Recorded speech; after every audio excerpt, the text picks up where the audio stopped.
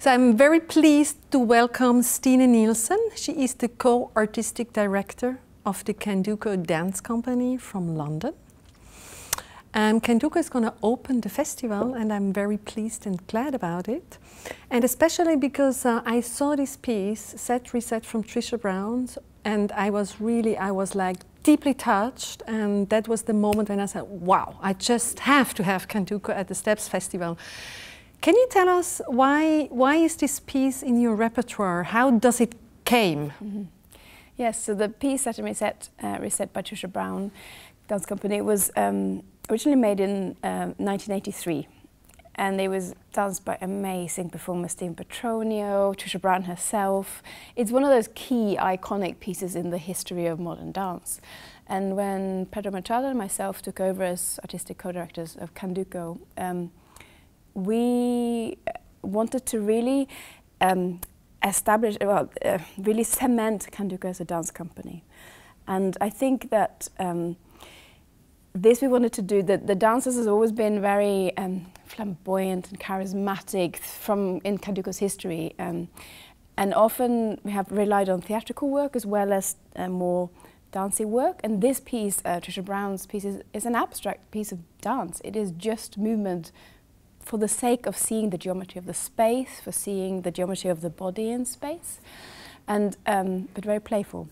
And I think we wanted to say that if disabled dancers should be part of the history of dance, we should take a piece that is iconic in the history of dance and make this work with a cast that is different from what it had originally. Originally it just had non-disabled dancers in it, and with our cast, what it would do would illuminate and show something even more fundamental about what this piece is about. What do you mean by fundamental, what this piece is about? I think that this piece is a lot about the principles of dance, the principles of space. So Trisha Brown was interested in, well, she herself was like this kind of rebel and revolutionary in contemporary dance. She took, she really focused on what the body could do. And so ultimately, the principles that she's working with is weight and swinging and folding, and how the body swings and folds in relationship to space and geometry in space. And we saw this with non-disabled dancers, so we saw a language that was maybe recognizable as it needed to be with 2 arms and 2 legs. But actually, the principles of how to relate to spatial directions, the principles of how to swing and fold and let the weight make action-reaction happen in the body. This doesn't just belong to someone with 2 arms and 2 legs. It belongs to anybody that can move. So when you try it with someone, one of the dancers at the moment uses a wheelchair. So what you see is the rotation of the chair. You see the circular geometry, both in the chair, but also then translated into the body. Or for example, when one of the dancers uses crutches, you see the elongation, the extension of the direction in space. So I think that by having different performers with maybe both use different tools and has different body physical starting points, what it does, it makes us see the movement principle or the use of space, not just in one way, but in 2 or 3 different ways. So they amplify each other and they complement each other. So, Stine, because when I saw the piece, it's like some time ago, it was at the British Dance Platform. Since then, you changed the cast. Yes. And I saw the new cast, and they are beautiful dancers, you know. So are all the dancers going to be in the piece of Set and Reset? Yes, so all 7 dancers in the all 7 dancers are going to be in, and the wheelchair as well. Absolutely, right? Yeah. So I'm very much, I have some ideas in my mind how this is going to be like, but I'm very much looking forward really to see the result at the festival. Yes, and I think that working with Abby Yeager, who is the assistant from Trisha Brown Dance Company who's helped restage it, it's been really exciting. She says it's really for her as well, made her again dig deeper into what are these principles. What is it that Trisha was interested in when she made this piece? What are the connection between people? What are the connection in the body? What are the connections in space? And how are those therefore materialized, visualized slightly differently with with different dancers. But again, that it doesn't compromise on what the quality of the work is. It doesn't compromise on the principles. It just gives us more variety in how we see them. The Trisha Brown, the Set set has a very particular vocabulary. So all the dancers, regardless of their disability or not disability, had to learn the same movement material, but they had to then also make sure that that movement material worked in their bodies. And then what happens is that when you then restage the piece, you allow for some improvisation and some play. So the language is shared, but how you speak the different words, how you create the different movement then allows for the individuals to come and create their movement. And therefore, I think what this does, it really makes for Candoco, which we have different words from the dancers' bodies, we have different expressions from the dancers' bodies. It means that they are not suppressed or put back or not included, but actually they form really part of what the fabric of the work is, what the look of the work is. So in discussion we choose, like as the second work for the evening, we choose Thomas Howard. There is again my questions, why did you ask Thomas to work with the company?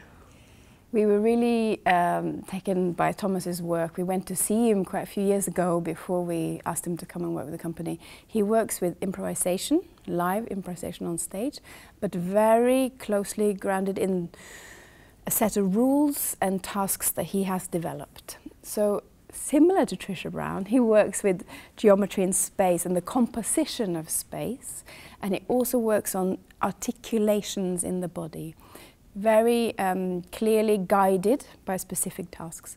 So we felt that he would both teach the dancers something very clear about the discipline and the kind of work that you have to put in to spend time on very minute articulations and really developing how the body can move differently, as well as allowing some agency from them and ownership from them to, in the moment, make decisions around the composition in the space and the composition in relation to each other. And so it felt very exciting as a company that is very much focusing on the individual input and how the group can work together, and that the voices of the dancers should be strong, to work with a choreographer that actually in the moment of being on stage allows for these voices to be heard, to be seen, to make an impact in the moment. Felt there was a very clear clear mix, someone we were really really proud to work with. So the reason why I asked you as a company to really have this couple, let's say, or this double bill, is because Thomas, he told me once, Thomas Howard, he told me that he got inspired by Trisha Brown, and she was the reason why he started a career. So to me, it's like a gift to have them like both on stage, or to have their work both on stage. There's another question I would like to ask you, because I have a personal meaning that diversity is going to be the future in our society. So Candoco, it's like a beautiful example, an artistic example to show the society that diversity can be lived and that high quality art is made by abled and disabled people. What do you think? Is the future going to be diverse? Mm-hmm. Yes, I do. I think the future is going to be diverse. And why? And why? Because it is the only way for us to keep expanding and to fight the curiosity that fuels what artists do. I think that, I think artists are inherently very curious, and actually artists do look for difference as much as they might look for unison or wanting to find something in common. I think what fuels us is when we have difference and we have therefore questions, and we have to question what it is that we're doing, or even have to justify why we're doing something, and therefore the diversity that is created by actually very actively bringing different dancers into the room creates a very practical starting point for these differences to absolutely influence. So we see this when the choreographers come in. It makes them think about their practice. The choreographers that come in, the collaborators that come in, they leave Candoco with another thought of their... So would you say that you are inviting choreographers, and in the first moment they might be afraid. I think they are definitely slightly nervous. So as to what is it gonna be for them? Yeah. What is the reality gonna be? One thing is the idea, and the other thing is the reality. They might change their like normal way to work. So what is it for people just out in the society? Because I think people are afraid of disabled people. Do you think?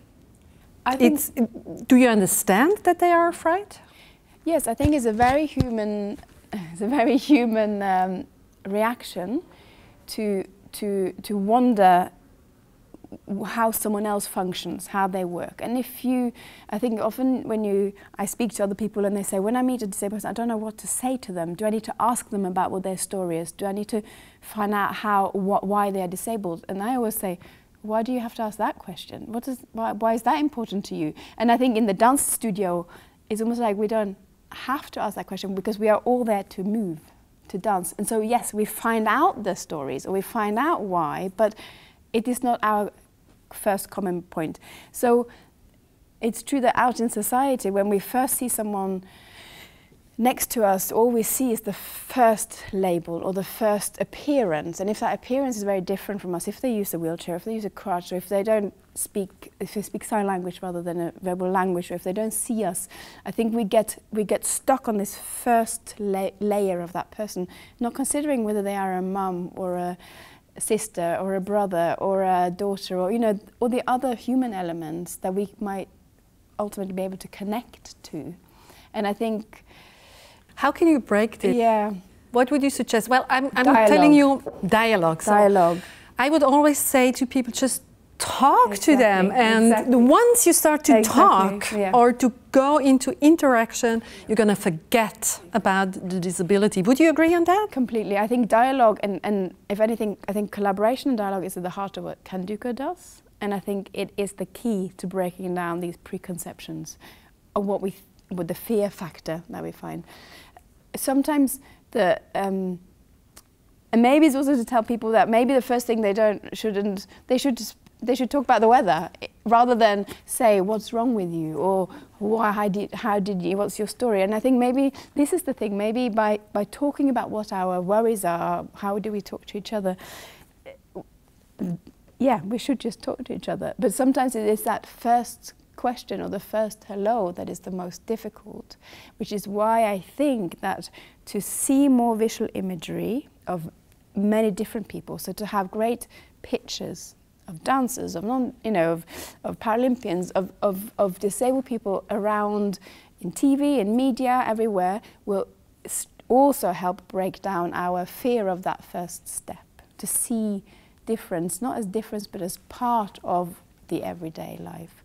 And then the thing about communication, how do we communicate? So this goes also beyond disability to different languages, with the refugees crisis, with everything. It is how do you make the first way in? And I think sometimes that to have another activity that we focus on, rather than just on each other, helps us starting to find the communication. So we do hope that people are just going to start to communicate and that you're going to be an inspiration for that. Thank you very much for coming to us. Thank you for inviting us. We're very happy to see you soon. Thank you, Stine. Thank you.